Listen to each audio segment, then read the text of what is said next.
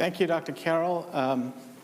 Really had a great time listening to both of you. I don't know if I can keep up with the last speaker, Joel, but I'm going to try to tell you a story that we've been working on for a very long time.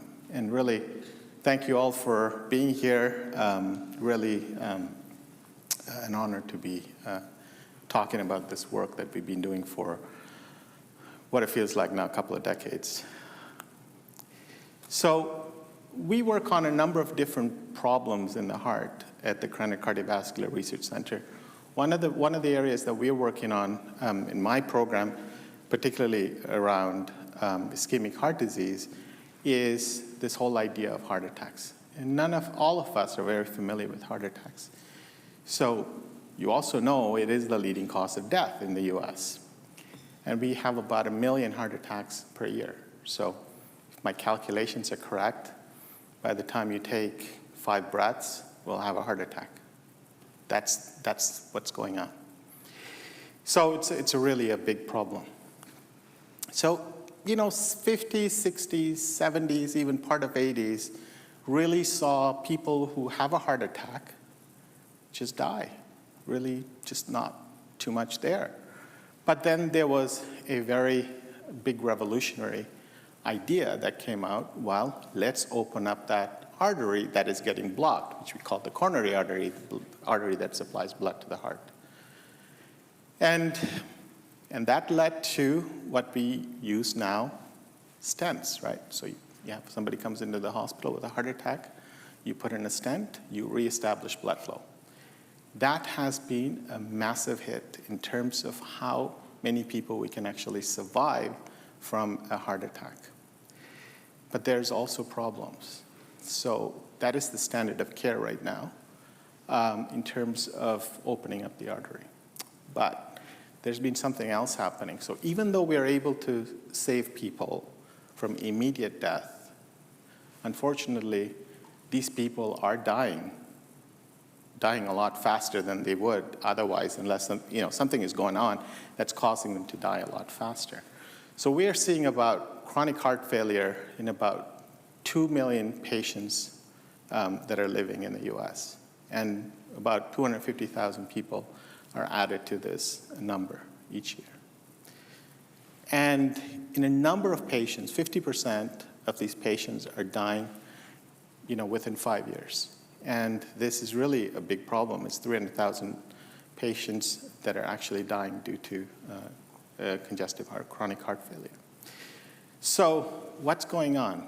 We've opened up the artery, and all of a sudden, within a short period of time, there's a large fraction of people that are dying of chronic heart failure.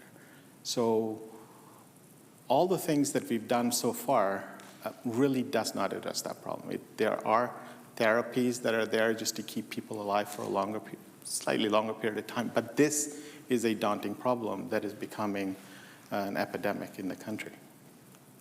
So what are the major contributors to essentially people developing heart failure? What do we know about it? So over the past 30, 40 years, what we've learned is that if you had a very large heart attack, in other words, a lot of the heart muscle is dead, then you're in trouble. Or if the heart, essentially a heart attack is a real big wound in the heart, right? So it needs to heal. If there's a slow healing, that's also not very good, right? So these are both factors that we do know. So the first one, the infarct size, the size of the infarct, that's why the American Heart Association really promoted this concept that time is muscle. So in other words, if you're having a chest pain, get to the hospital quickly so we can put in a stent and open up that artery as quickly as possible and survive or salvage as much of the heart muscle as possible. The slow healing part is a little bit of a mystery. We don't really know why that happens, why some people's hearts heal faster than others. Okay, so in our program, we're really trying to advance a concept called time is vessel. Okay, so American Heart Association has the slogan, time is muscle. We're talking about time is vessel. So what are we really talking about? When you look at hemorrhage, we know hemorrhage has an ugly face when it happens in the brain. When you have a stroke and it's hemorrhagic in nature, that is really devastating. I mean, death is almost imminent in these cases. But it's a very similar thing that's happening in the heart. And what happens is very different between the heart and the brain. It is a condition that is actually imposed in some way by reperfusion. So I'm not trying to say that we shouldn't reperfuse people, but there's something happening fundamentally different in about 50% of the patients. Because we are seeing, after revascularization, in other words, putting in a stent, half the people are having these bleeds. So you might say, well, yeah, it must have been going on for decades. How do you know this now? Well, the major reason we know about that now is because we have imaging technologies that are non-invasive, like magnetic resonance imaging, that allows us to actually identify those patients. So you open up the artery. There are some people that are going to have their arteries actually burst. And blood, now where it's supposed to be inside the vascular bed, is going to be outside. Okay. So what does that mean?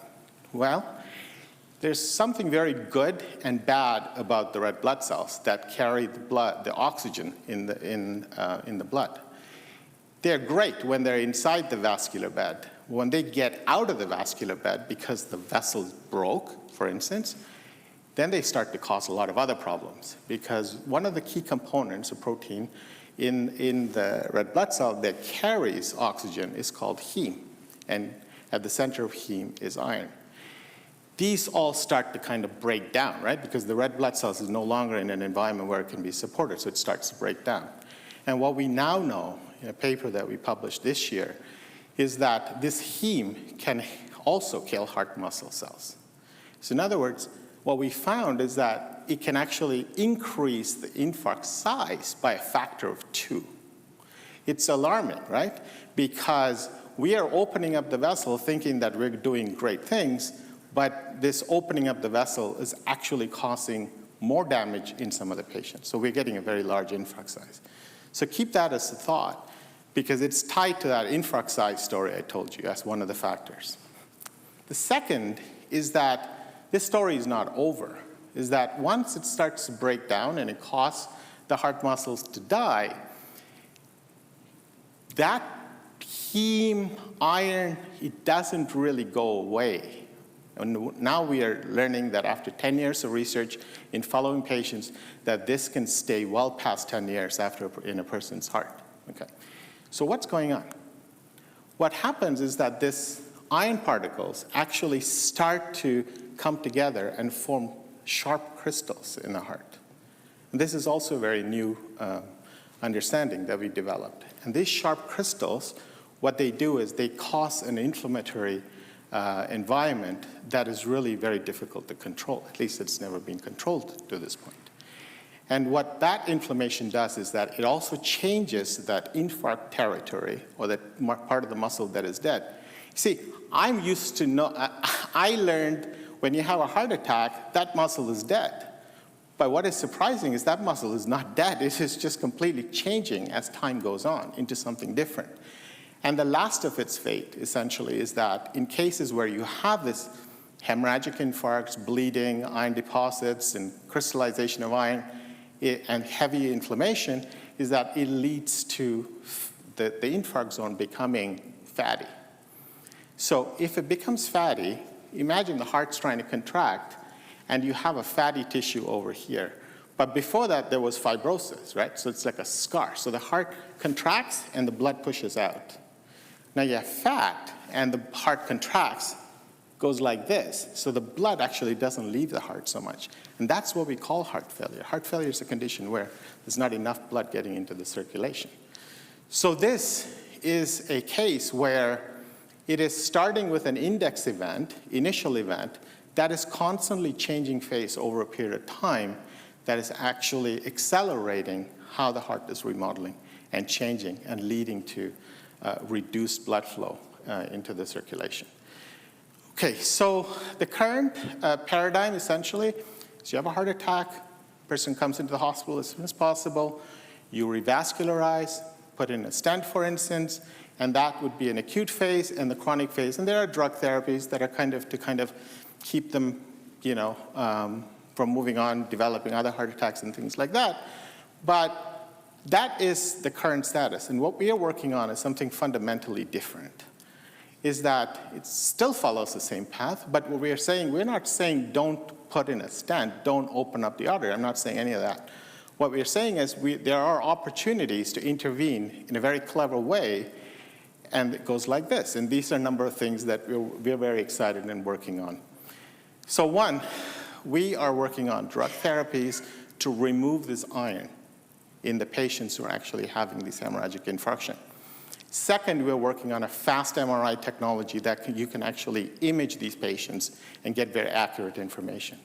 Third, we are really developing a new blood test that can potentially identify hemorrhagic patients without having to rely on very expensive technology, which things like MRI, unnecessarily, because not everybody's having hemorrhagic infarction. So it would be really nice to know who's having a hemorrhagic infarction without having to rely on very expensive technology. So that's something that's very exciting here. And then we are working on drugs that can inactivate or block the activities of heme that is coming from the red blood cells that are going to damage the heart. And finally and foremost, you can probably imagine that it would be great if you can prevent hemorrhage from the beginning. So we are very excited about developing all of these. So in summary, what I want to leave you with is that we are in a phase at the Krannert Cardiovascular Research Center of developing really innovative technologies that are going to deliver the next generation of care in the heart, in myocardial infarction or heart attack, that has not been seen in the past half a century. So this is what we're very excited about, and we think we are very, very close. And so first, the first drug to remove iron, that's actually a study that is going on in IU. It is the first in human study. It is approved by the FDA, and we are very excited to get that started.